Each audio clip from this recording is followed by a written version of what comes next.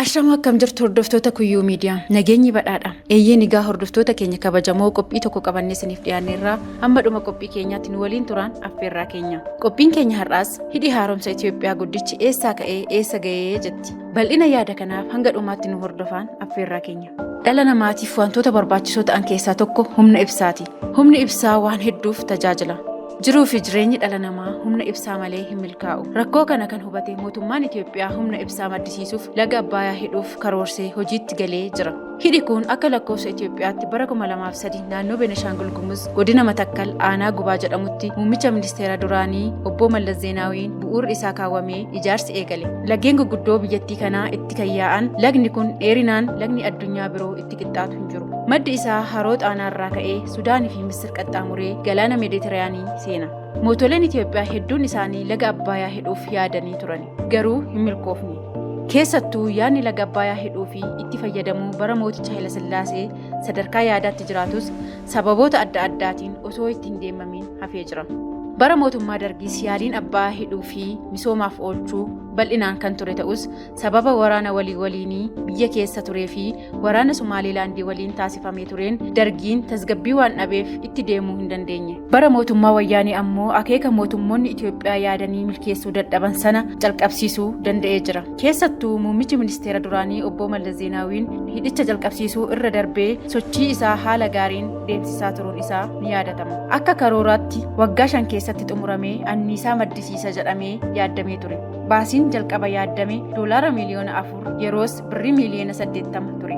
Booda keessa garuu baasiin isaa dabaleera. Hidhi kun bara 2012 sarara galaanarraa ol meetira 565 irra gahee bishaan kiiyubii meetira miliyoona 4.9 qabateera. Haa ta'u malee sababa malaammaltummaa koorporeeshinii sibiilaa fi injiinaringii yookiin meeteekiin akkasumas sababoota garaagaraa kaaniin lafarra harkifachuun qondaaltonni ni himu. Yeroo ijaarsi hidha Abbayyaa itti eegale biyyoota Arabaa akkasumas ollaa Itoophiyaa Jibuutitti mormiin uummataa jabaa yeroo ka'etti ture.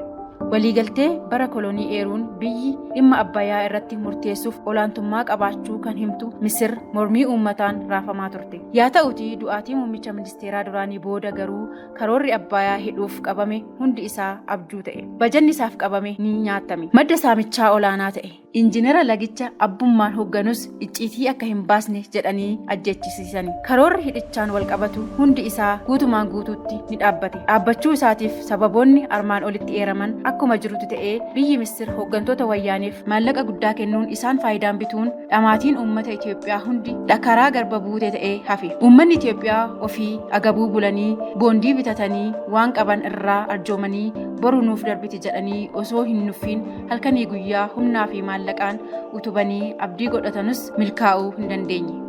Hooggantoonni Wayyaanee laga Abbayyaa hidhanii uummataaf dabarsuu miti maallaqa isaa saamanii madda rakkoo nageenyaa ta'uun biyyattii gara walfixinsaa daangaa hin qabneetti oofuu danda'anii turan. Bara mootummaa jijjiiramaa muummichi keenya Dr. Abiy Ahmed rakkoo Wayyaaneen lammiilee Itoophiyaa irraa geessisaa jirtu kan hubachuun riifoormii biyya diigumsa irraa hambisuu danda'u qopheessuun Itoophiyaa, Sooriyaa fi Liibiyaa ta'uu irraa hambisuu danda'ee jira. Hooggantoota Wayyaanee akka silmitti itti maxxananii dhiiga uummataa xuuxan hunda daaraa botoroo gochuun abdii guddinaa fi jijjiiramaa lammiilee ishiitti horuu danda'ee jira.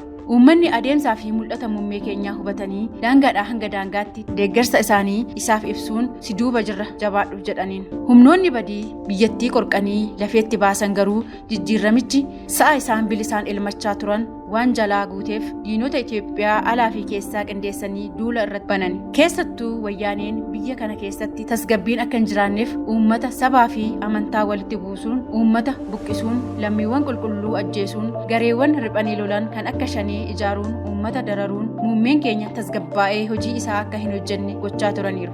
Kuni kanaan osoo jiruu abbichuun ilmi abbaa gadaa rakkoowwan keessaa fi alaa akka cabbiitti gubbaadhaa itti rooban dandamatee biyyattii hiyyummaan hidda gadi itti fageeffate keessaa baasuuf halkanii guyyaa tattaafachuu jalqabe. Keessattuu xiyyeeffannaa muummee keenyaa kan ta'e hidha guddicha laga Abbayyaa mangaagaa Wayyaanee keessaa baasee rakkoo hidhichaan wal qabatee jiru qoratee baajatatti barbaadee zeeroo irraa ka'ee bifa haaraan hojii isaa jalqabsiise.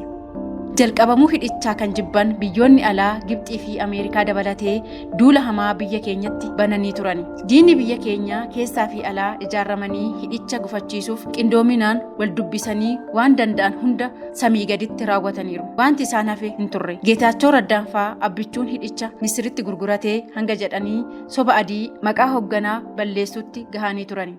Nama cimaa kana balleessuu qabna jechuun ifaan ifatti yaalii ajjechaa irratti taasisaniiru. Abbichuun yaalii fi doorsisa isaaniif bakka osoo hin kenniin jabaatee xiiqii fi kutannoon diinota isaa daaraa godhee inni mul'achaa isaan dhokachaa, inni jaalatamaa isaan jibbamaa, inni injifachaa isaan immoo moo'amaa hidhicha piroojeektii humna ibsaa waggootaaf madda wal dhabdee ta'ee turee fi gurgurameera jedhame sana kunoo guyyaa kaleessaa anniisaa meeggawaayitii 375 maddisiisuu kan eegale ta'uu isaa muummeen keenya lammiilee isaaf ibsee jira. Hidhi haaromsaa guddichi Itoophiyaa kun gaafa humna guutuun anniisaa maddisiisuu eegalettis bishaan irraa elektirikii maddisiisuun Afrikaa irraa sadarkaa tokkoffaa irra nu teessisa. Piroojeektii guddichi kun biyya uummata miiliyoona 100 ol qabdu kana mul'ata badhaadhinaa ishee dhugoomsuuf akka hojjetamaa jiru waan hubataniif lammiileen biyyattii imala dheeraa keessa darbaniiru. Yeroo yaaddabee ol kan fudhate hidhi kun turtii waggoota 10 oliin booda yeroo jalqabaaf kaleessa ifatti ibsaa maddisiisuu eegaluunsaa ibsameera. Waggoota dheeraaf daangaa malee kan yaa'u Abbaay kun yeroo jalqabaaf Itoophiyaan hiitee haroo ta'ee elektirikii kan maddisiisuu eegale. Hidhi kun gaafa xumurame hanga meeggaawaattii 6450 ni maddisiisa jedhamee eegama.